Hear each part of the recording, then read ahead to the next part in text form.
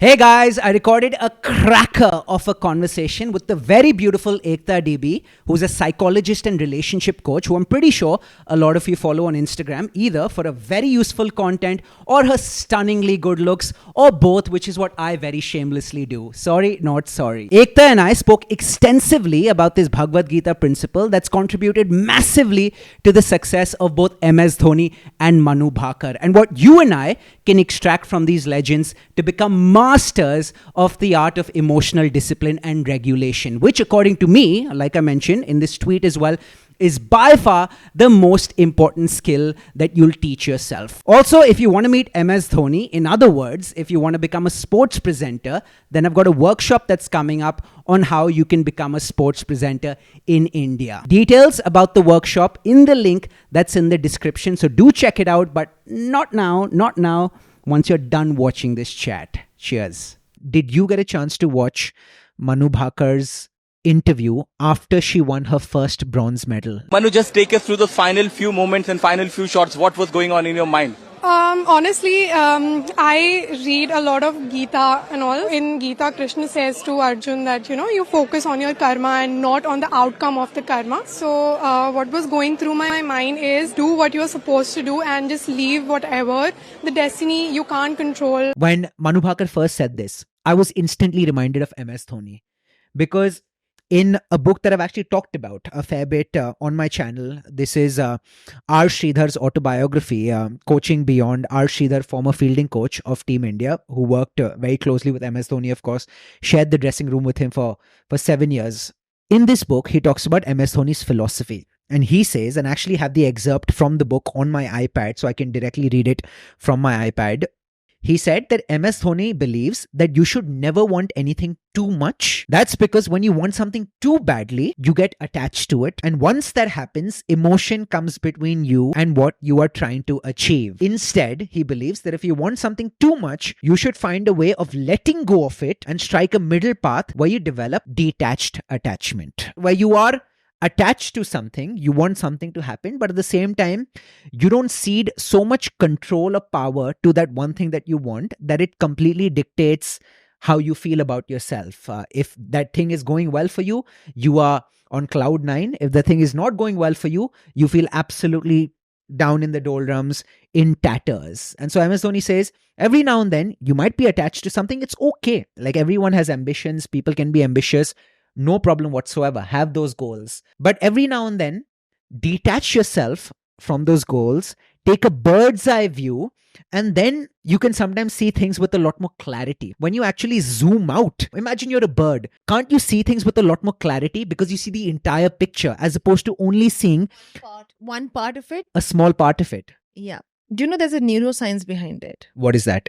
So the neuroscience behind detached attachment is when you're too attached to something, of course, you let your emotions overflow. Exactly. And basically it means that there's a part of our brain, which is amygdala. Amygdala is where you process your emotions. Okay. And what happens, you experience amygdala hijack. Why? Because you experience overflowing of emotions, and because amygdala is attached to your prefrontal cortex, and your prefrontal cortex is basically what works for your logic, your reasoning, your decision making, all of that. I mean, I don't have a prefrontal cortex. I think I only have an amygdala based upon the definitions, but go on. But what happens is amygdala and prefrontal cortex are so linked with each other that you cannot separate the two.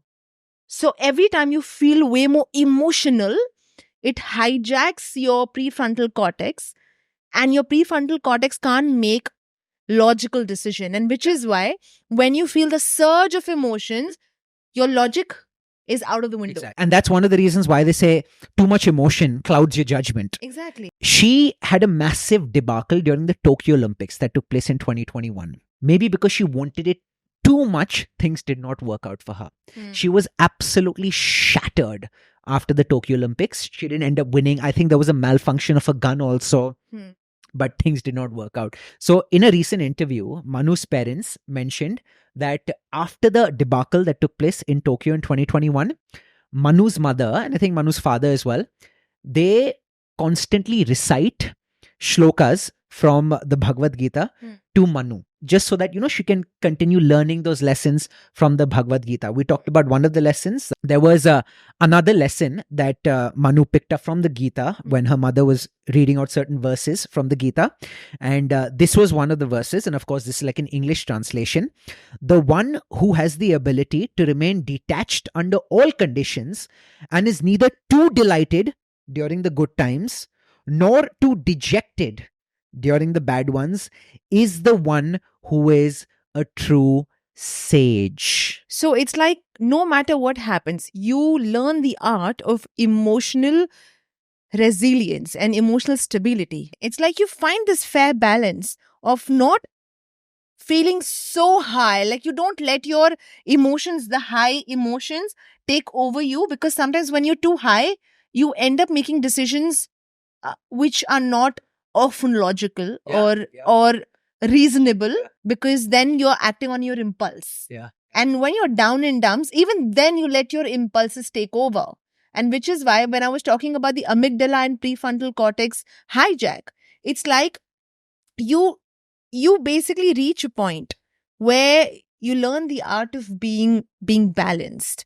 Talking about neither too high when things are going well, nor too low when things are not going too well. I remember I ended up getting a golden piece of advice from a Goldman Sachs partner during my Goldman Sachs days. And I still remember this was during my time working on Goldman's trading floor. When I was in the sales and trading division, this was my first role at Goldman before I actually moved over to the private side to the investment banking division.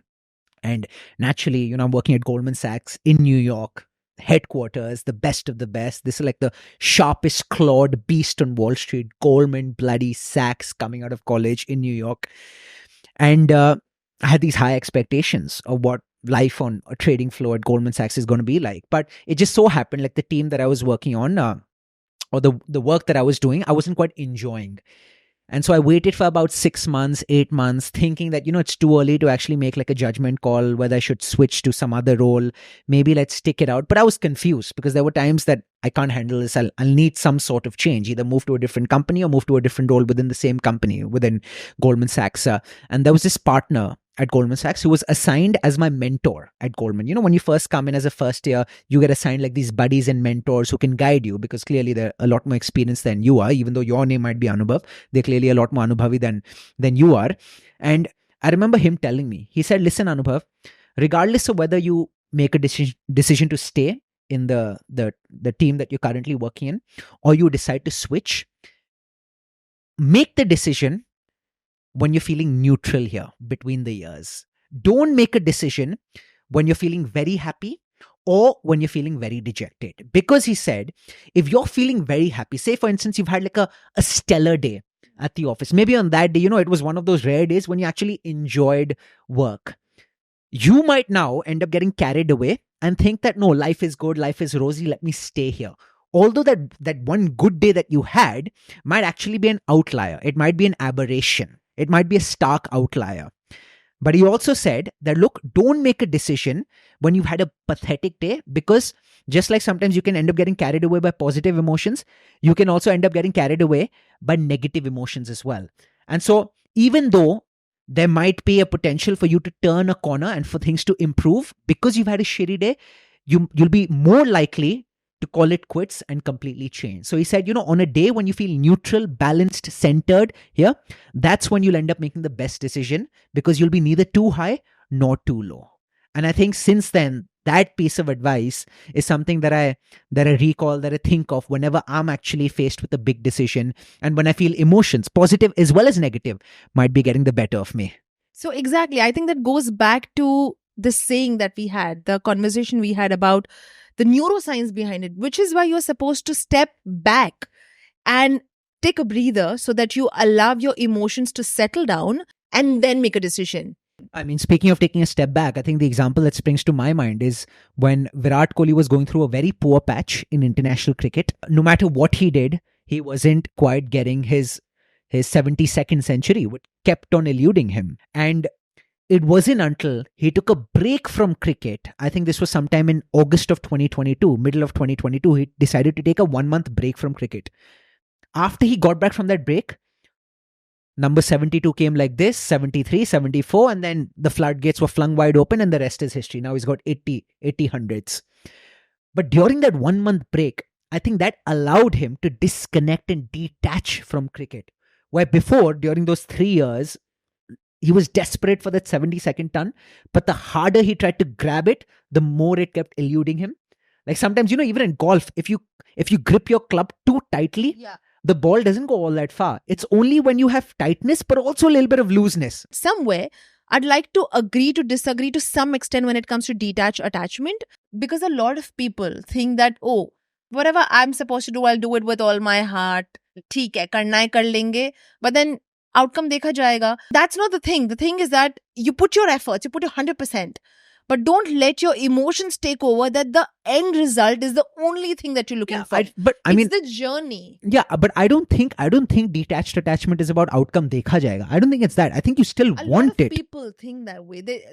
A lot of people extract. Then I think it's a misinterpretation. It's not ki acha, don't try and things will just happen. It's not that. You do it with fervor. Like you said, like the effort has to be there. Yeah. The effort has to be there. But once you've put in the effort and once the outcome, favorable or unfavorable, don't let it, number one, make you too arrogant if say the outcome has been a good one, but also don't let it shatter you if the outcome is an unfavorable one. But what you can control is the effort, right? Control the controllables is what Virat Kohli says. Why does MS Dhoni keep saying trust the process? Because the process is what you can control. The results of the process is something that is not completely within your control. So the best that you can do is just focus on your karma and not be defined by the outcome of the karma, not focus too much on the outcome of the karma. I think, neither too high when things are going good, nor too low when things are not going good. It reminds me of something that I once heard Tim Dillon, who's by far my favorite comedian. He once said on a podcast, I think this was Lex Friedman's podcast, and he said that my advice, or one of the pieces of advice that I would like to give to anyone, not just young people, anyone, is that even emotional keel, that is neither too high when things are good, nor too low when things are not so good. Because things are never as good as they might seem that they are. But at the same time, they're also never as bad as you might think that they are. And I love that. In fact, there's something called the law of reversed effort. It says the same thing.